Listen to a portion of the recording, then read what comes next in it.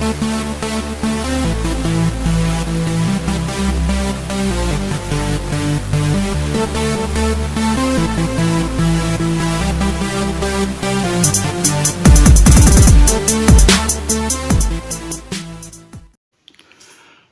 happy Friday Racing, Bayang Karalista. Shoutout lang tayo saglit.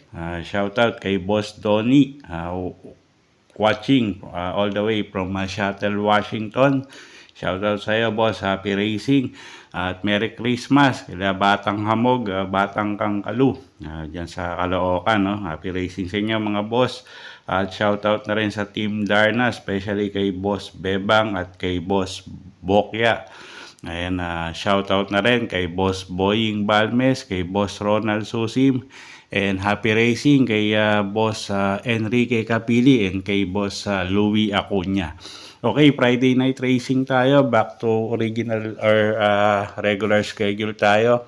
5 p.m. 7 karera, Friday night racing. At medyo manipis yung lineup natin, pero medyo maganda yung, yung mga tatakbong kabayo. So, simulan na natin. Race number 1 tayo. Start ng winner take all. 3-year-old maiden race. Distansya 1,200 meters. First choice na rin natin, numero 6, unending race. Mark Gonzalez yung re-renta dyan. At medyo mainam yung preba nito para sa 1,200 meters, no? At isang imported horse. So, tingin ko medyo lamang to rito. At may kainaman din yung linyada niyan. Second choice natin yung kalahok numero 1 na si Doña Pachi. Sasakay naman na JD Huko. At isang imported horse din. Siya yung tingin kong pwedeng magbigay ng laban dun sa kalahok numero 6. Okay, so sa race 1, first choice nga natin, entry number 6, unending race. At second choice, numero 1, Doña Patsy. Okay, race 2 tayo. Start ng pick 6. Class 4, 16 to 21 bracket. 1,200 meters ang distansya. Okay, anybody's race to, no? Lahat to may panalo. First choice natin dito, kalahok numero 6, Lucky Hilda. Jan Alvin Guse yung re-renda dyan. At yun nga, nagpataka lang to nakaraan, no? At mainam nga rin yung tinakbo. So tingin ko mag-i-improve pa to, pa-aumento pa si kabayo. Second choice, kalahok numero 4, Heart of Steel. Joel Ciego naman yung re-renda dyan. At medyo may kainaman yung kondisyon ni kabayo ngayon. So tingin ko may panalo pa rin yan. At third choice natin dito yung kalahok numero 1 na si Agaron. Sasakayan ni John Paul Guse. Okay, so dito sa race number 2, ang first choice nga natin, entry number 6, Lucky Hilda. Second choice, kalahok numero 4, Heart of Steel. At third choice, numero 1, Agaron. Okay, race 3 tayo. Start ng pick 5.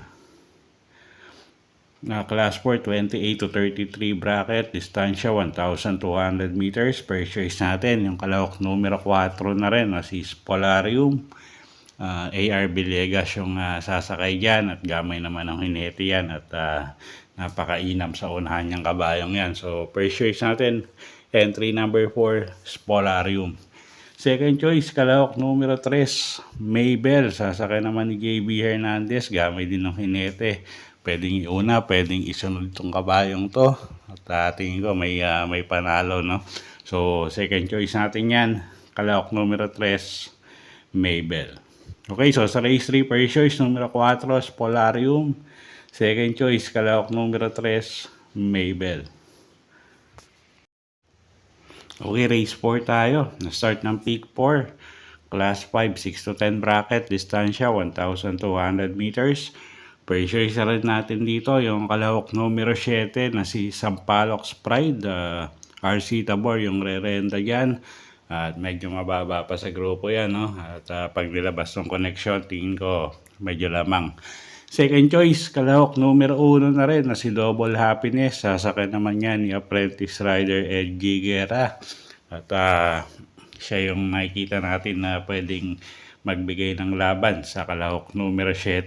So Double Happiness, isang libanderang kabayo.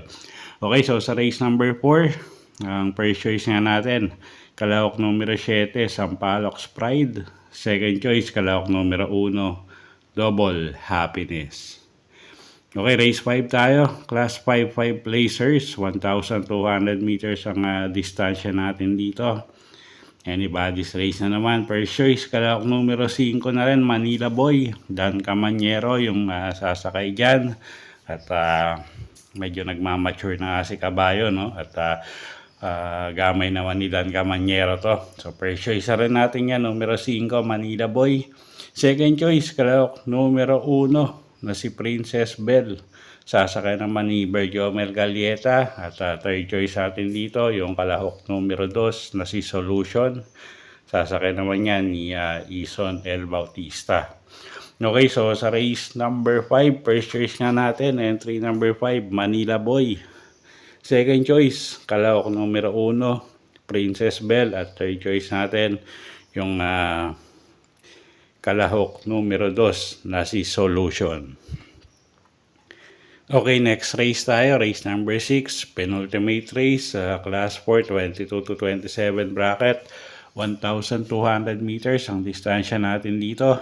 Okay, 8 kalahok. Lahat to may panalo. So, dagdag na lang kayo kung may kursonada kayo dito. First choice natin, yung galing sa bakasyon, kalahok numero 3, Orange Bell. Sasakyan ni JB Hernandez, gamay ng hinete. At siya yung napipisil nga natin first choice dito. Second choice, kalahok numero 6 na si Beltuna. Sasakyan naman yan ni CL at Bincola. At pag nagkaroon ng lutsahan sa una, isa to sa pwedeng makinabang, no? At